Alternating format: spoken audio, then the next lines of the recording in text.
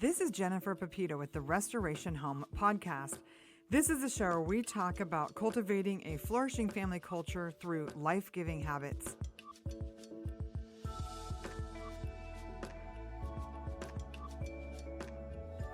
Today on the show, I'm so excited to be chatting with Amber O'Neal Johnston.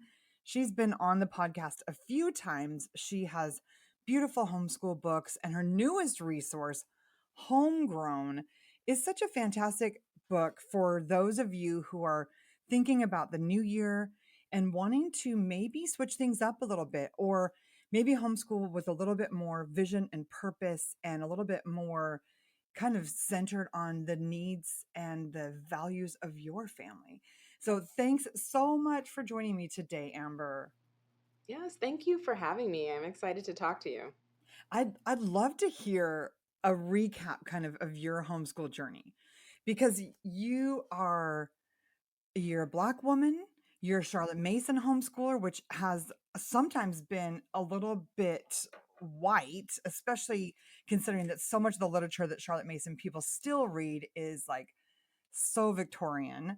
And you move beautifully between different cultures, different communities of homeschoolers.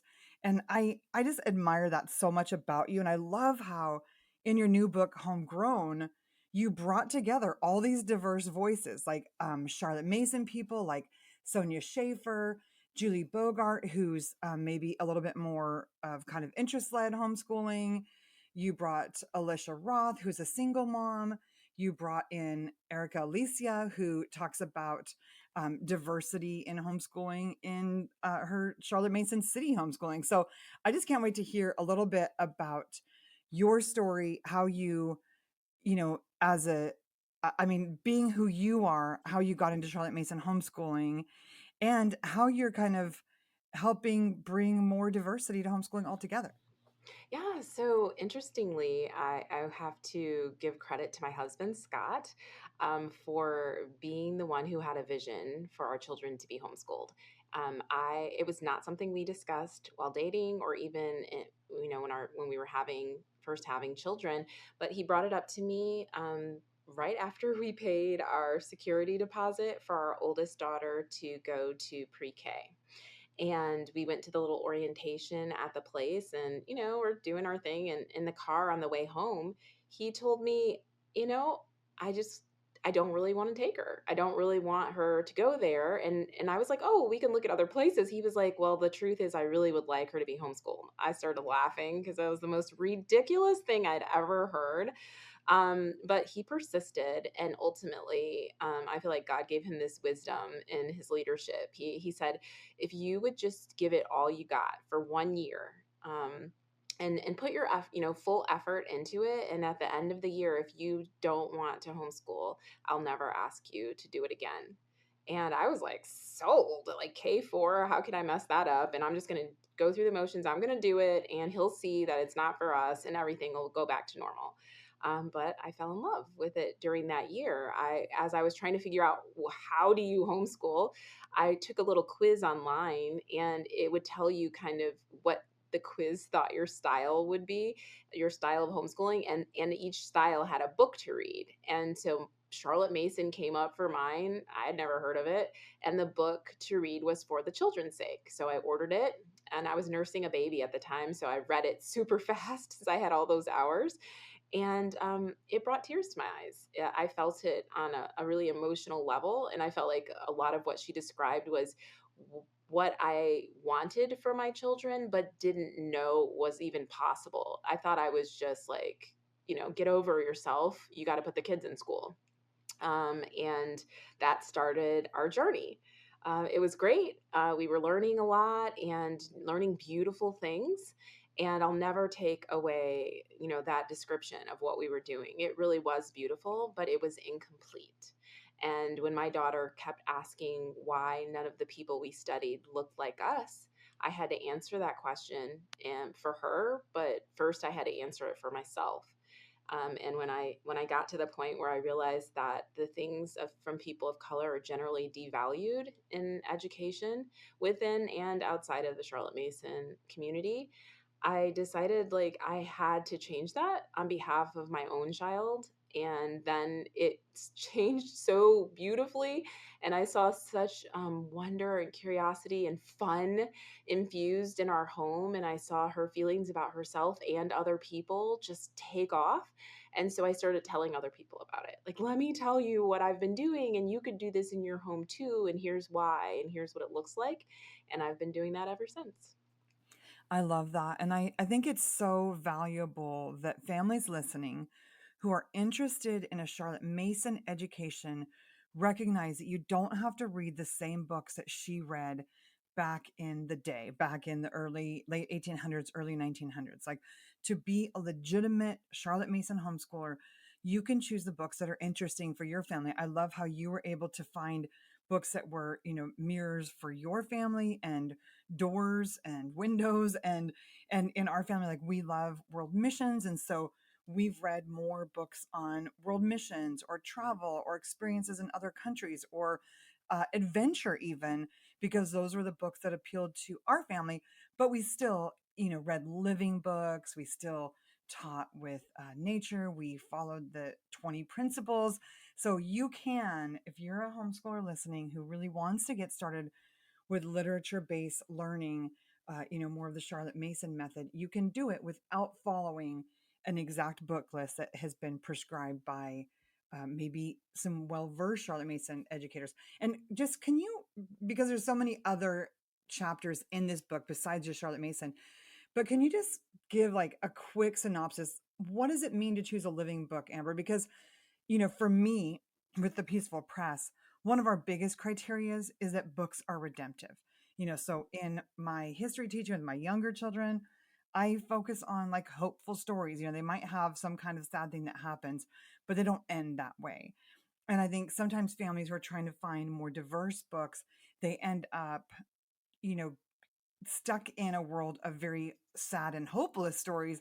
And that's not always the best prescription for young children either. And that's one of the things I love about your book list, is that you do highlight hopeful and happy and normal diverse stories instead of just the saddest stories. Yeah, so when I think about living books, I'm looking for a book that's rich in ideas. And that's why, I'm paraphrased, but there's a quote where Mason says that a living book may be old or new, it could be long or short. And I think there are certain types of living books that we all are stuck on. Like, let's say a classic, for example, which so many of them are so obviously living, and that's a really great example. But we tend to sometimes ignore the fact that there are people living today or who have lived in recent decades who also have living ideas to share, rich ideas through the written word. So often they're written by someone who's passionate about their subject, and they engage the reader's heart and mind and not just transfer dry facts. So those are, a few of the main things that I'm looking for when I'm looking for a living book. And you're right, um, especially when it comes to people of color. And in my case, the first books that I encountered in terms of expanding our library were books about Black Americans, and they were all about slavery and the civil rights movement. And those books are so important. Of course, we want our children to know about those things, but they can be depressing when you just have a steady flow of that. And that's not how I want my kids to see themselves, as chained and trapped or fighting for every right. I also want them to see themselves in nature and spending time outside. I want them to have coming of age stories and relationships with friends, and for my older teens, these early romantic encounters that are safe and healthy and normal and sweet. I want them to have all of that range because we have that range within the Black American community. So I'm looking for both the true and valid and important history, but also some of these more expansive stories that look at our lives today or our lives beyond just bondage or fighting for rights. Yeah, so good. And okay, the book is full of really inspiring essays. I love There's one by Min Wong, which is so good. There are essays by Ginny Urich and Tori Oglesby, and there's just so many inspiring. Leah Bowden wrote an essay. I have an essay in there on connection, and Sonia Schaefer has a great one on habits. Do you have like favorites, or were there some that really struck you as being super important for homeschoolers to read? Wow, it's hard because, it's like asking your favorite child. I will say that a lot of times when we're talking about homeschooling, especially those of us who love this choice that we've made for our families, we can tend to talk about it only with rose-colored glasses. It's so great, you'll have these great relationships, you'll do all these wonderful things. It's so much better than alternatives for our family because of this, this, and that. But chapter 6 in the book was is called "The Encouragement That Spurs Us Ahead," and those 4 essays are dealing with things when life doesn't go as you expected. So Erica lost her husband suddenly one day while she was listening to an audiobook in the kitchen. We have a story from Alicia Roth about finding herself amid a divorce and with 4 girls who had been homeschooled all along, and what does that look like for her? Um, Tori also has a story of trauma that was occurring, and in that moment, she realized that she had to step away from homeschooling for the time being, for the safety and security of her children, and how hard and difficult that was. And but I love because she talks about how the things that she learned while homeschooling, she decided that they didn't have to stay in homeschooling. So even as she sent her daughter to school, she was doing still nature hikes and reading living stories and continuing those traditions. And then finally, Brittany McNeil, her essay really is one of my favorites. It's When Homeschooling Heals. She talks about some mental health challenges that she was having and how she felt like her need to plan for the new homeschool year gave her hope amid a dark cloud, when she was kind of in a gray season. And it kind of helped pull her out. That and the Lord's mercy, of course, but the way she writes about it is just so stunningly beautiful. So I think that I appreciate the balance that those essays bring to a book that is otherwise filled with joy and great ideas and happy concepts, to just say that we're not promising that homeschooling is always going to be, a field of sunflowers, but what we're saying is even in those hardest moments, it can bring you life. Yeah, that's such a good reminder because life is a little messy. I have a couple friends who are going through a divorce right now, and it's like I mean, I'm such a big believer in marriage and the power of marriage for providing stability to children, but sometimes it's just unavoidable. And so when, at least as homeschoolers, if we can acknowledge that life is messy sometimes, that there are going to be moments where things don't work out the way we hope they will, and where we have to push through a storm like that, whether it's mental illness or deployment or grief from a family member dying. I've had so many moms deal with a child being, molested by an older playmate. So there are so many situations we go through in life that can really break our hearts, but just the reminder that God is with us even in those messy situations. And then having some tools. And I think Julie Ross's essay is really good, talking about taking toxic thoughts captive. I think that was such a good one. And then also, Min Wang has some really good insights on just, I think her habit tracking and nurturing your spirit, nurturing your inner life while you're homeschooling is such a good reminder to moms who are in it, because I think the happier we are, the more our kids are going to learn. I've just loved some of the neuroscience research that I've done in the last few years that talk about how happy memories and joy, they actually activate learning for us. And so, if you're listening right now and you're thinking about how am I going to homeschool in the new year, and this last season was so dreadful and there was so many tears, just remember that joy actually activates learning for your kids. And so if you can find ways to incorporate more joy-filled learning, then it's going to be so life-giving for your family, for yourself, for your own health, but also for your children. So was there as you were reading through these essays, was there kind of one that you're like, yeah, this is foundational? Families should definitely, as they're getting started with some of those good foundational practices. For our family, one foundational practice is reading out loud in morning time every day in our homeschool. And that sort of was the anchor of our homeschool. It was what helped us connect, helped me pass on values to my children. Reading these essays, what would you kind of say were some of the anchoring habits? Well, there's one, it's a habit of the mind. Rachel Devenish Ford, she wrote an essay called The Story of What Matters. And she basically describes how she, as she looks back, when she's was in a moment teaching a lesson or guiding her children in something, she thought that that very thing that she had laid before her, the lesson plan, was the thing. But as she looks back now, it was the memory of the interruption, maybe, of that lesson, or the conversation that came, in a detour, an unplanned detour in the middle of what they were doing, that those were actually the things.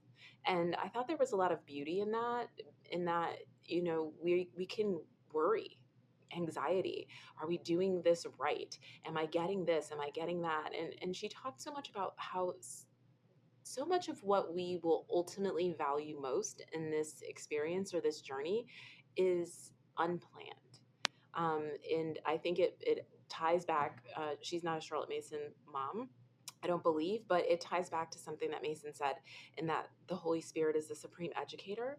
So it's not our role or responsibility or job to like be the purveyor of all good learning, but we are a guide and a philosopher and a friend. And so her essay brings that to life with some really good storytelling. Um, so I think that that's one thing, this idea of not feeling that anxious about every single thing on your paper, but realizing the totality of the experience is really part of what we're what we're really growing from. I thought Yeah, was that's a such a good beautiful part of it. reminder. And there's some of these people live such interesting lives too. Like this woman that you're mentioning, Rachel Devenish Ford, they live in northern Thailand. Yeah, And, I know she's just Canadian, her recognizing, husband's American, but they live yeah, there. Yeah, in yeah. Minijay. And so, recognizing that life is school for our children. My son is a junior in high school. So he's 11th grade in high school, and he's doing college classes and he's doing classes at a local charter school. So I'm not getting to do much full-time homeschooling with him anymore. He's my youngest of 7. But still, we have conversations. We just hiked through a volcanic national park, and there were so many conversations that came up about the kinds of rocks and the history and, the where the bats were. And just, I mean, there are so many learning opportunities in our lives. It reminds me of Deuteronomy 6, where it says, teach these things as you rise up and as you lie down and as you walk on the road, that our life is a teacher. And so don't underestimate the power of those small moments. Don't underestimate the power of, one chapter a day and one conversation a day. Just remember that everything that you're doing with your children, every bit of connection and attention and excitement and learning is adding up. And that's kind of what she said. It's like you might feel in this Rachel Devenish Field article, she says, you might feel like you're accomplishing nothing, but it adds up. Yes, and I think that's so wise. Because that's something you can't possibly have vision for unless someone tells you. When you're starting out or you're in the middle of it, unless someone reminds you that these moments that you think are deterrents or that you don't see as special are really the most special parts of the journey. Another one, Susan C. She wrote one called Preparing to Launch, Navigating the High School Years. And like you, I have a junior in high school as well, except she's my oldest one. And I appreciated this idea that Susan talked about, the need, like we still have to connect regularly with our teens. She sets up actual meetings. They go through the calendar, the teens calendar, talks about like what their goals are, where are they in terms of their goals, what resources do they need from her to be able to continue on. She also has seven children, and so I appreciated the idea that the homegrown contributors were touching upon every stage of homeschooling. Yes, when you have littles, but also when you're almost at the other end of it and you're going to soon graduate, that they still need us. And it changes. Like you said, there might be taking a lot more outside classes or dual enrollment or whatever, but that you're still an important part of their journey. And I that made me feel good, especially at a time where I'm like, oh, she's not coming for morning time anymore. So If you are ready to switch gears and incorporate more joy into your homeschool, check out the Peaceful Press Christmas resources and the Peaceful Press curriculum. Our resources include handwork and poetry, beautiful stories and art, along with nature study to make homeschooling so much fun for the whole family. Your kids will learn deeply, they'll develop a beautiful worldview, and all of it will feel just like these seamless, special, connection based experiences with your children. You can find more information at thepeacefulpress.com and use code restoration10 for 10% off your order in our shop. Yeah, I think it's a good reminder because, so often homeschool moms think that, oh, my kids are in high school now. And so I've got to outsource everything. And they make themselves irrelevant when actually your kids still do need that connection with you. And if they're not connecting with you, they're probably going to be over connecting somewhere else. I feel like I made that mistake with a couple of my middle children that, I was so busy still teaching the younger kids that I offloaded too much of their in a way nurture too early, and they still needed connection. And so recognizing that connection is important, just as important for your teens as it is for those younger ones. And obviously at that point, yeah, there's a need for connection with peers and a need for connection with people in other situations. I love having my children find mentors, but still we as our parents are important connection points, and so making space for that. One of my favorite things to do with my kids is off grid camping, like camping anywhere where there's no internet, because once they get in the teen years, they're driving, they have jobs, they need phones for time clocks and all of that. It gets harder to pull the attention back. And so having opportunities where we're all off grid, we're playing card games together or taking hikes is so life-giving. So as you're kind of, looking at all these essays and all this information, how do you weed through and decide what's going to be our focus for the year? For me, I will often have a word for the year, or maybe I'll pray and ask God for sort of to highlight some direction I should take with kids for that year, maybe some things we need to work on. How do you sort of weed through all the information? Because you've been homeschooling long enough that you know a lot. You've researched a lot. And sometimes I think people get almost information overload, and then they end up doing too much and squeezing out that time for connection and fun. yes, so it's funny that you say that. A couple things. You said one word, and then you talked about sometimes you can get overloaded. And so my word for this year has been simplicity. And that has shown up in multiple places. It has shown up in the resistance to purchasing things because I have enough of all the things that I need already. I just don't need any more books, or and not that we can't, get some novels that are coming out or whatever, but I don't need any more supplies. And so like I started recycling back through some handicrafts, like, hey, we haven't done this in a long time, or this kid hasn't ever done this, and we already have the supplies for this. The same thing with our books. So using what we already have. Simplicity in terms of our schedule. We mostly are not doing, I don't, I'm trying to avoid many weekly commitments, and we have very, very few. And that is life-giving for my family. It always has been, and I know it will continue to be. And that doesn't mean that we don't do things. We are very active. We're always doing things, but I like short-term commitments, because that way, if we're having a week where we need to stick closer to home, or a month, or an entire season, then we're not letting anyone down. We haven't, wasted resources, or anything like that. So simplicity is what I'm using in my homeschool, and it's what I'm also relying on and using in my homeschool group that I lead. And that's just cutting back a little bit and saying, ladies, do we need these Pinterest worthy centerpieces for this kid party? I don't think so. That's for us. It's not for the kids. They don't care. And we're staying up all night doing this. I mean, I'm not, but some of them are. And, just like, let's cut back. What's in the front of Dollar Tree? These little paper pineapples look great. Okay. And then the kids are going to play, and we're going to talk, and everyone's going to connect. And those relationships will be the focus, more than staying all up all night for some beautiful centerpiece that the kids are going to walk by and not even acknowledge. Yeah, such a good reminder. I'm really excited for families to get their hands on Homegrown.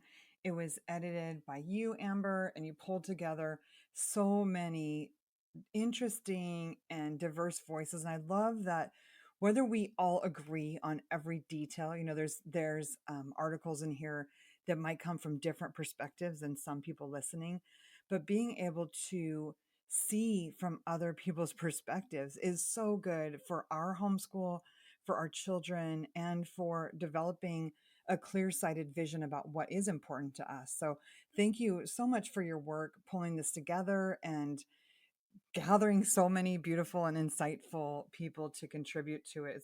It's a really impressive resource, and I'm excited for families to read it and be able to plan a new year of homeschooling with a little more insight and hope. Thanks for joining me, Amber. People can find you at heritagemom.com. Yes. Thank you so much. I look forward to talking to you again.